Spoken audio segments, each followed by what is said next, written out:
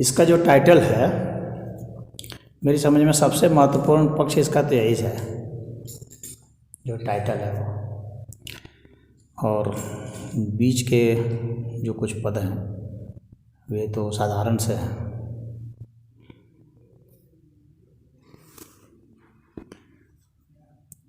शब्द ब्रह्म जो है वह, यह संसार जो प्रकट हुआ है वह शब्द ब्रह्म से प्रकट हुआ है,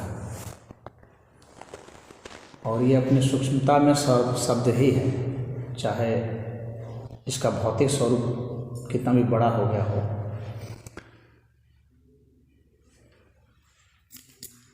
यह जैसे अव्यक्त स्थिति जो प्रकृति की है, जिसे कि सांख्य दर्शन में प्रधान कहा गया है, उस अव्यक्त स्थिति का व्यक्त हो जाना यह शब्द की प्रेरणा से होता है,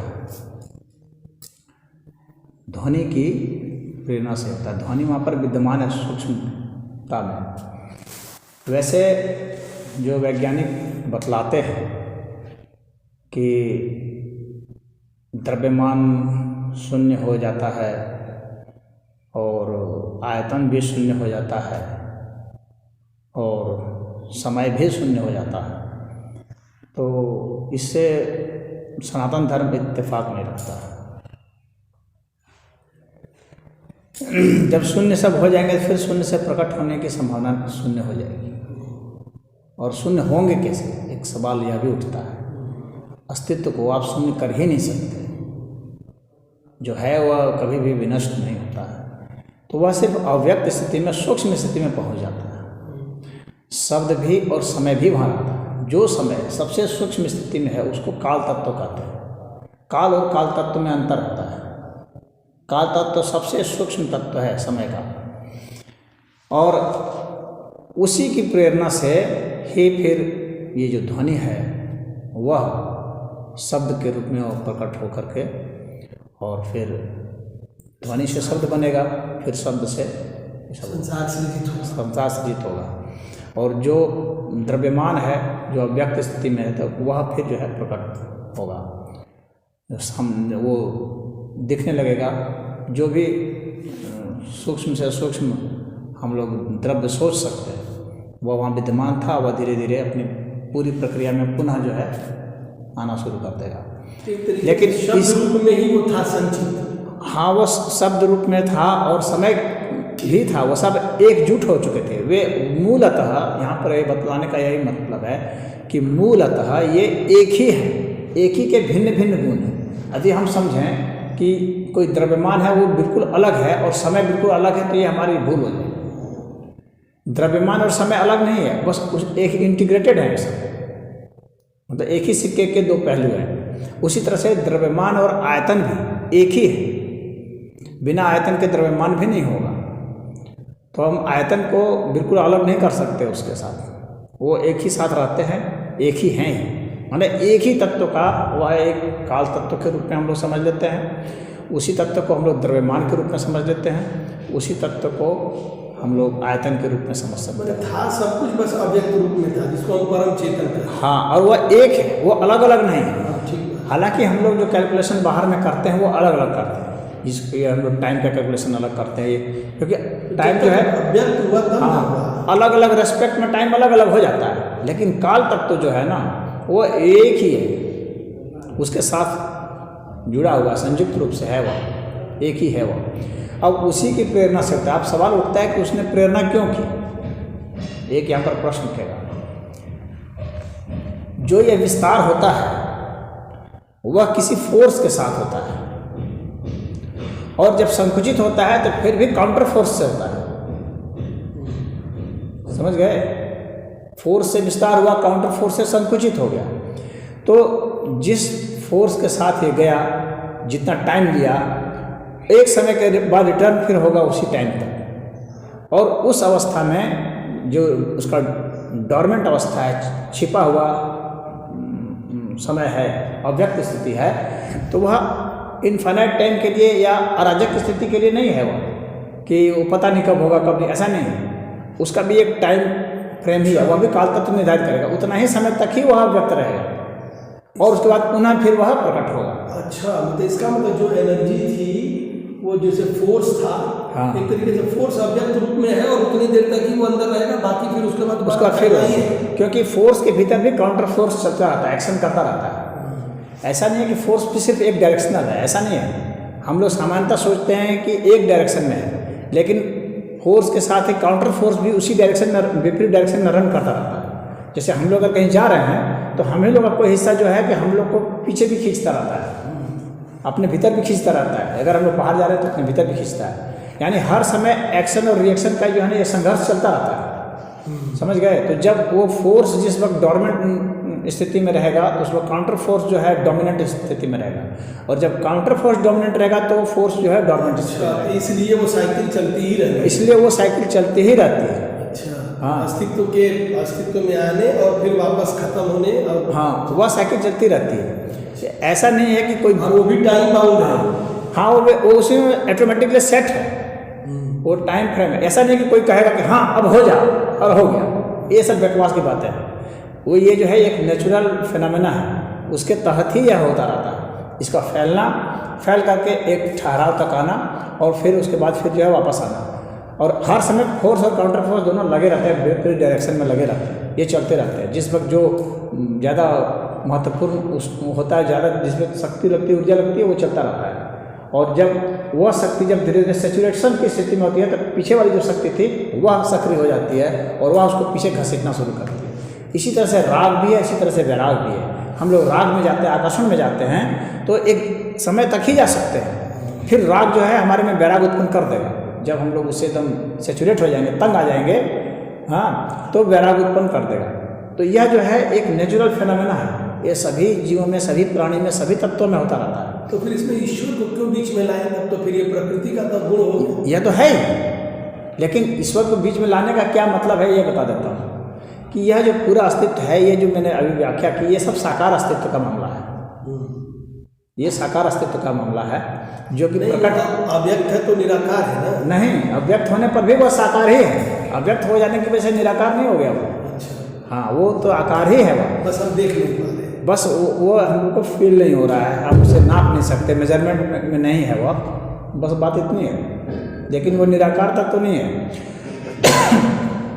अब इससे जो बड़ा जो अस्तित्व है, जो इसको समाहित किया हुआ है, वह निराकार तत्व में आता है। और ये साकार निराकार दोनों मिलकर के ही ईश्वर तत्व होते हैं। ईश्वर की भूमिका इस वजह से आती है, यानी आप अव्यक्त हो सकते हैं इस मतलब प्रकृति की साधना करके, प्रकृति की साधना करके, चाहे हम वैज्ञानिक ढंग से साधना कर लें, मशीनरी वगैरह से, या स्वयं से साधना कर लें, लेकिन ये प्रकृति जगत तक ही होगी, यानी हम अव्यक्त तक ही जा पाएंगे, अव्यक्त से मुक्त नहीं हो पाएंगे। अव्यक्त से मुक्त होने के लिए ईश्वर की ही कृपा चाहिए, इसलिए ईश्वर की भूमिका है। यानी हम अपने प्रयासों से अधिक अव्यक्त तक जा सकते हैं, यानी अपने मूल तत्व तक जा सकते हैं। मूल जो प्राकृतिक तत्व है हमारा, वहाँ तक जा सकते हैं जहाँ दिव्य आत्मा जीवात्मा बनी थी। अच्छा, दिव्य आत्मा जो है वह जीवात्मा बनी, जीवात्मा जो है वह प्रज्ञात्मा बनी, प्रज्ञात्मा जो है फिर वह सूक्ष्म आत्मा बनी, सूक्ष्म आत्मा देह आत्मा बनी, समझ गए, देह आत्मा विराट आत्मा। यह इस जो है आत्मा के भिन्न भिन्न स्टेजेस हैं। अब ये पुनः इसी क्रम से वापस लौट सकते हैं। तो हम लौट सकते हैं कहाँ तक? जीवात्मा तक, जीवात्मा की मुक्ति तक नहीं।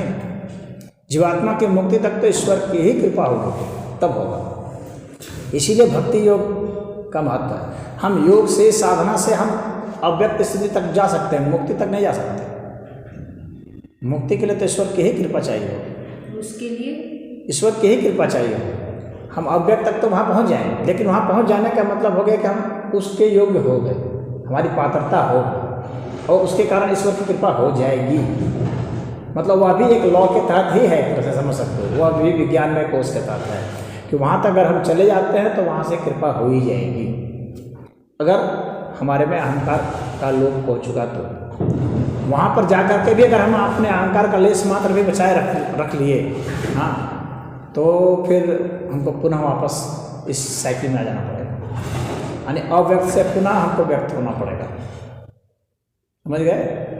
तो वह जो सूक्ष्म सा बच जाता है अहंकार का, तो वह समाप्त हो जाए, इसके लिए ही ईश्वर से प्रार्थना की जाती है। क्योंकि उस सूक्ष्म अहंकार को भी मिटाने के लिए जो है सिर्फ प्रार्थना ही एक साधन है। मैं प्रदीप आ रहा हूँ थोड़ी देर में आऊँगा। हाँ, अब बहुत लोग ऐसा सोचते हैं कि फिर प्रार्थना का क्या मतलब है, तो प्रार्थना का यही मतलब है, यही भूमिका है। क्योंकि हम अपने अहंकार को नहीं मिटा सकते, क्योंकि मिटाएगा कौन? हम का मतलब तो होने का भाव है ना, तो जो जब होने का ही भाव हमारा है तो हम कैसे मिटा सकते हैं? मन को कैसे मिटा सकता है? नहीं मिटा सकता। ये तो ठीक उसी तरह से है कि जिसने क्राइम किया है उसी को जज बना दिया जाए, तो वो अपने विरुद्ध फैसला नहीं देगा ना, वो तो सदैव जो है अपने ही पक्ष में फैसला देगा। जब तक तो बिलीव नहीं होगा तब तक। और मैं बिलीव स्वयं नहीं कर सकते, यह भी एक सत्य है। ऐसी कोई तकनीक नहीं है, तरकीब नहीं है जिससे कि मैं विलीन हो जाए, सिवाय भक्ति योग के। हाँ, सिवाय भक्ति योग के। बाकी जितने भी योग हैं, मंत्र योग, तंत्र योग, यंत्र योग, सब जो है हमें उस अव्यक्त स्थिति तक तो ले जाते हैं, वहाँ तक खड़ा कर देते हैं जहाँ हमारा सूक्ष्म से सूक्ष्म मन विद्यमान होता है। अब वहाँ पर सिर्फ और सिर्फ प्रार्थना ही काम आ सकती है, अपना पुरुषार्थ काम नहीं आ सकता है। पुरुषार्थ तो बस वहीं तक है, इसके बाद ईश्वर की ही भूमिका है, व्यक्ति की भूमिका नहीं है। क्योंकि वो उतना बड़ा विराट स्वरूप जो है तो वही चाहेगा तो होगा, और वह चाहेगा ही चाहेगा, यह बात भी है। क्योंकि हमने जो वहाँ योग्यता कर ली थी वो अन्याय नहीं करेगा। ईश्वर न्याय स्वरूप है, तो वह अन्याय नहीं करेगा, वहाँ से तो वह होगा ही होगा। तो ईश्वर की भूमिका वहाँ तक है। तो वहाँ से जो है ना, वहाँ पर ईश्वर सभी के ऊपर कृपा करते हैं, वो चाहे किसी भी पद्धति से आया हो वहाँ पर। हाँ, लेकिन जो भक्ति योग के पद्धति से शुरू से ही अपनाए हुए हैं, उनके लिए बहुत ही सरल होता है। हाँ, जो ईश्वर तत्व के विरुद्ध खड़े होकर के और तब करके वहाँ तक अपने गए हैं, अब वहाँ पर वे थोड़ा सा उनको जो है दिक्कत होती है, उनको उस जगह पर जो है अपने उस फिलॉसफी को बदलना पड़ता है।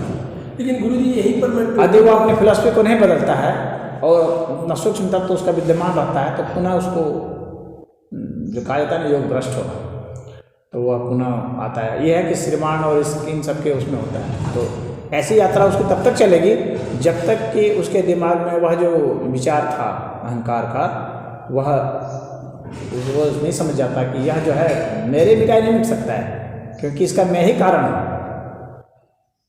तो मैं अपने से ही अपने कारण को नहीं मिटा सकता, इसको अन्य ही मिटाएगा, ईश्वर ही मिटाएगा।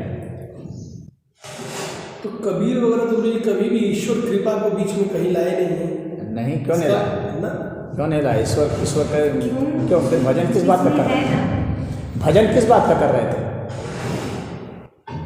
अभी भजन किस बात का कर रहे थे? लेकिन अभी मैं पढ़ रहा था गुरुजी, अभी मैं वो बल्कि क्या ले आया था उनके जो वो तो ऐसे वैसे बहुत लिखने वाले हैं सब, जो है जो कम्युनिस्टों ने भी कुछ हैक कर लिया कबीर को।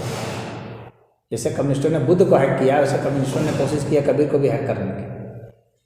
और इसके कारण जो है वो कह रहे नहीं, उन्हें नहीं लाया, तो वो राम नाम किसका गा रहे थे।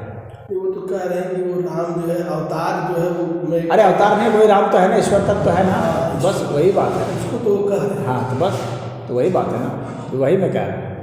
वहाँ पर नाम से मतलब बहुत नहीं है, मतलब उस अस्तित्व से है। तो वह ईश्वर तत्व जो है उसकी आराधना वहाँ अनिवार्य है। अगर उसकी आराधना नहीं होगी तो फिर संभव नहीं है। आप वहाँ तक जा सकते हैं, वहाँ से पूरा लौट के आएंगे।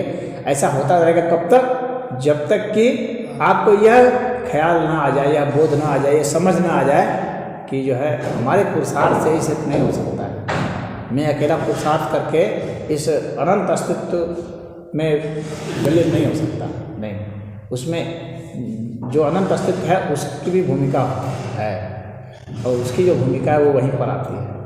यहाँ तक तो आप अपने पुरुषार्थ से आत्मा के स्तर तक तो आप जा सकते हैं, वहाँ तक तो आप जा सकते हैं, लेकिन दिव्य आत्मा में प्रवेश होने के लिए ईश्वर की कृपा ही चाहिए। हाँ, ये बहुत बढ़िया बात है। तो ये बहुत बढ़िया बात। यह अब एक प्रश्न और उठता है कि दिव्य आत्मा को कौन सी गरज पड़ी थी जीवात्मा होने की? हाँ, ये बात है कि वो क्यों जीव रूप में परिवर्तित हो रहा है। उसको कौन सी गरज पड़ी थी? वो दिव्य आत्मा के ही रूप में रहता।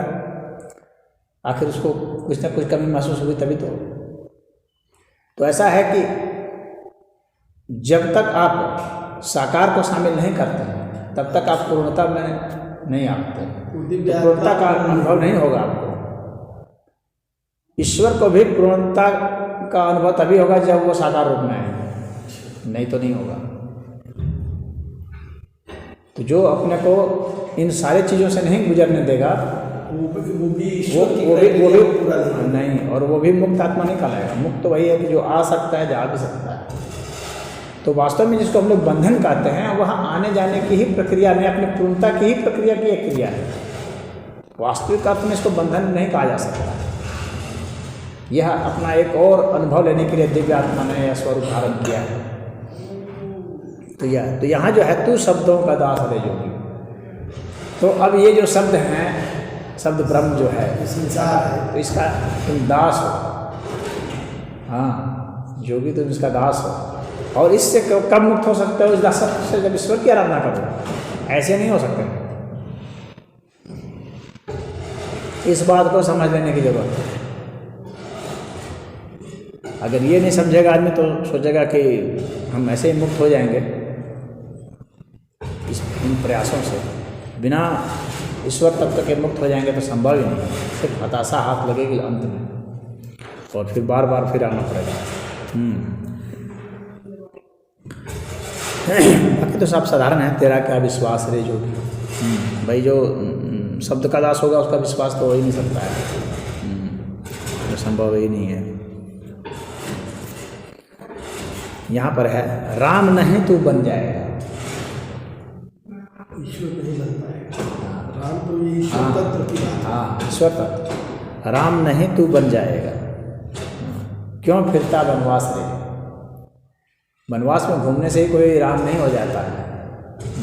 राम तत्व जो है ना, ईश्वर तत्व जो है, तो वह उनकी इच्छा थी, वो अपना वनवास में घूमे, कहीं भी घूमे, वो उनकी इच्छा थी।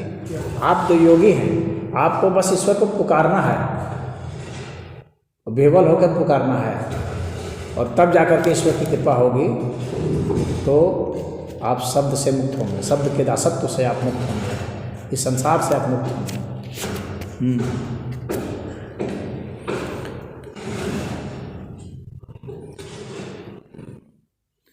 एक दिन विष का प्याला पी जा, फिर न लगेगी प्यास तुझे। माने एक दिन आपको मरना होगा। ये जो भय है, एक दिन तो आपको मरना होगा। आप स्वयं को मारते हैं कि आपको प्रकृति मृत्यु देती है? इस पर स्वयं को आप मारते हैं तो इसका मतलब आप अपने अहंकार को मारने के लिए तैयार हैं, और प्रकृति मारती है तो आपके अहंकार को प्रकृति भी नहीं मार सकती। वो तो सिर्फ अपने शरीर को, बस आपके वो शरीर का ही वो करती है, पुनः आपके शरीर लौटाते जाएगी। लेकिन अगर एक बार तुमने विष का प्याला पी लिया, हाँ, इतना संसार जो रचा था उसको उन्होंने कहा कि इसको ऐसे भी खत्म होने वाला है, टूटने वाला है, छूटने वाला है, छूटेगा ही। इसके प्रति जो मोह और आसक्ति है, फिर न इन लोगों का पता चलेगा, ना इनके समय का पता चलेगा, ना इनके कर्मों का, ना तो अपना। तो ये तो ऐसे ही छूटने वाला है। तो इससे अच्छा है कि राम ने ये जो मोह और आसक्ति को छोड़ दोगे, एक तरीके से वो विष का प्याला हुआ ना, मतलब संसार को मुझे हुए हो तो विष का प्याला के लिए इनको लो स्वाद। सबसे बड़ी मोह और आसक्ति क्या है? स्वयं के प्रति जो है, स्वयं का जो अपना शरीर है, स्वयं का वही जो अपना भोग की शरीर, हाँ, बस यही सबसे बड़ा मोह है। बाहर के जिस कर्म से हम बाहर जाते हैं ना, उस कर्म से हम फिर भीतर आ सकते हैं। जैसे मनुष्य जब जागता है, सबसे पहले उसको अपने का होने का बोध होता है कि मैं हूँ। फिर जब थोड़ा सा हल्का सा होश संभालता है तब देता हो मेरा हाथ पैर ये वो सब है। फिर थोड़ा हाथ संभालता है तो कहता है ओ मैं घर में बैठा हूँ यहाँ, और हाथ संभालेगा ओ ये हमारे घर के लोग हैं, अच्छा ये अब मुझे ये काम करना है, समझ रहे हो? इस तरह से देखो उसका विस्तार होता जा रहा है। जाओ मुझे कुछ पैसे से चाहिए, चलो कुछ कमाने चलेंगे, चलो कुछ पाने चलेंगे, अब वो विस्तार होता है। पुनः जब लौटता है तो इसी क्रम को छोड़ता हुआ प्रतिदिन का अगर देखो तुम क्रम, तो प्रतिदिन फिर इसी तरह से छोड़ता हुआ फिर अपने में फिर सिमट जाता है। तो जिस क्रम से उसने अहम के विस्तार को फैलाया था, उसी क्रम से उसको वापस करना है। तो यह जो है हमारे कर्म बंधन को, कर्म साइकिल को, इसको समझ करके फिर हम अव्यक्त स्थिति में अपने को ले जा सकते हैं, अपनी मूल प्रकृति में अपने को ले जा सकते हैं। जितने भी योग की क्रियाएं हैं, ध्यान की क्रियाएं हैं, सब हमको अपने मूल की प्रकृति में ले जाने के लिए वहाँ तक ले जाके ठहरा देती है। वहाँ तो फिर हमें सिर्फ जो है ईश्वर ही मुक्त करते हैं। वहाँ तक जाने के बाद अपने आप ही हो जाता है, स्वाभाविक प्रक्रिया है। बाकी ये इसके बाद का जो पद है ये साधारण सा है। भर आई है मन की आँखें, हाँ बह गए सब अरमान योग। ये तो मतलब जो ये सांसारिक अरमान योग बह है, ये सब तो सब बह जाएंगे। इसके बाद का जो पद है, एक पल के सुख की क्या कीमत, दुख है 12 मास रे योग। यहाँ पर लोग एक पल के सुख की कामना के लिए ही भटक रहे हैं। सच ये है कि संसार में 12 महीने दुख ही दुख है। वो सुख भी दुख रूप ही है, क्योंकि यहाँ जो कुछ भी मिल रहा है वो बिछड़ रहा है। वो बिछड़ रहा है और वो सदैव जो है अपने में एक एलिमेंट रखा हुआ है आपको पेन देने के लिए। हाँ, वो आपको एक भ्रम में रखता है, उसी को माया कहता है। वो भ्रम में रखता है कि आपको कुछ इससे बेहतर प्राप्त हो जाएगा, लेकिन आपको सदैव कष्ट ही मिलेगा। इस चीज़ को आप जब समझ जाएंगे तो आप में वैराग्य की उत्पत्ति हो जाएगी और आप अपने भीतर स्वतः वापस आने लगेंगे। क्योंकि आपको यही समझाने के लिए ही आपने ये शरीर धारण ही किया था।